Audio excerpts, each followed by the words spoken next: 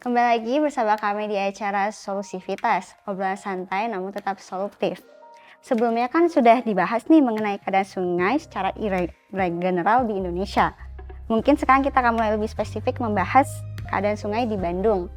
Sebelumnya Pak, sebagai Ketua Forum Akademisi Citarum, bagaimana keadaan sungai Citarum saat ini?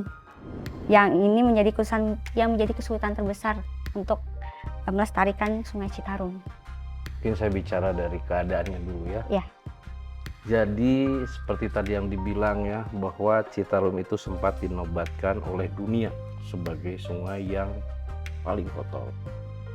Nah, sehingga kita akhirnya peduli lah ya.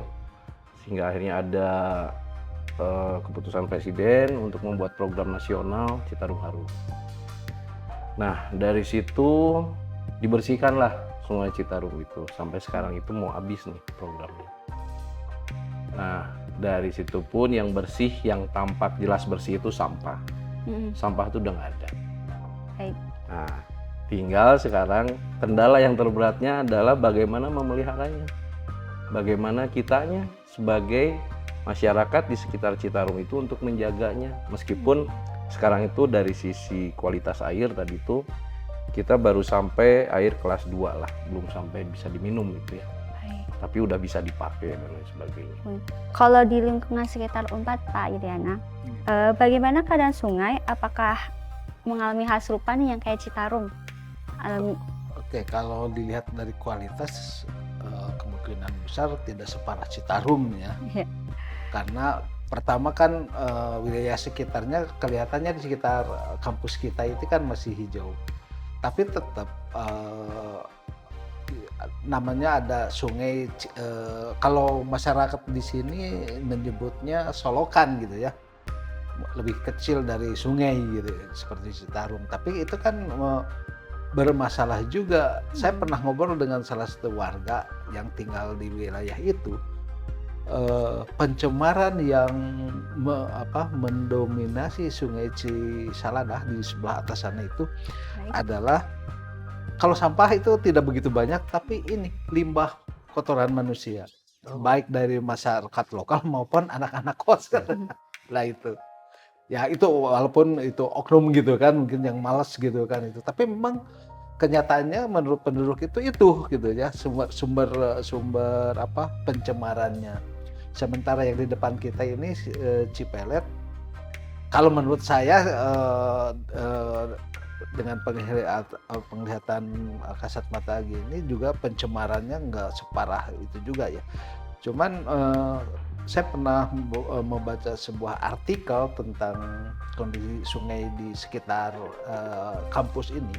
Unpad itu pernah dituduh sebagai sumber yang menyebabkan air sungai ini menjadi tidak bisa menampung air kalau hujan besar. Karena resapannya kurang karena banyak pembangunan nih. Nah itu akhirnya seharusnya kalau hujan besar itu airnya itu nyerap, tapi karena ada pembangunan akhirnya mengalir ke Sungai Cipeles ini. Tapi walaupun kelihatannya pencemarannya itu tidak parah gitu, tapi tetap agak ke hulu, ke hilir gitu kan, dekat jembatan Cincin. Masih ada oknum-oknum masyarakat yang menyimpan sampah di bantaran sungainya. Tapi kan kalau hujan besar itu kan pasti mengalirnya ke sungai gitu kan. Yeah. Seperti itu gitu kan. Jadi Unpad jadi kambing hitam gitu ya Pak? Pernah gitu, ketika saya baca sebuah artikel gitu kan, nah itu. Okay. Tapi bukan sebagai sumber pencemaran gitu kan, bukan gitu. Cuman ya itu tadi air tuh jadi banyak langsung mengalir ke sungainya gitu kan. Seharusnya menyerap diserap dulu di sekitar ini. Baik. Kemudian juga kalau lebih ke mana itu ke timur lagi ya itu karena ada industri gitu kan dan pemukiman serta tempat kos-kosan yang lebih padat. Ya ada juga sih pencemaran yang diakibatkan oleh sampah-sampah walaupun pemerintah lokal desa juga dengan programnya suka membuat sebuah aksi lingkungan dengan kerja bakti membersihkan sungai dari sampah-sampah itu. Sampai saat ini sungai tersebut tuh masih menimbulkan masalah Pak yang sama? Ya yang masalahnya mungkin yang merasakan masyarakat sekitar gitu Iya. kan ya.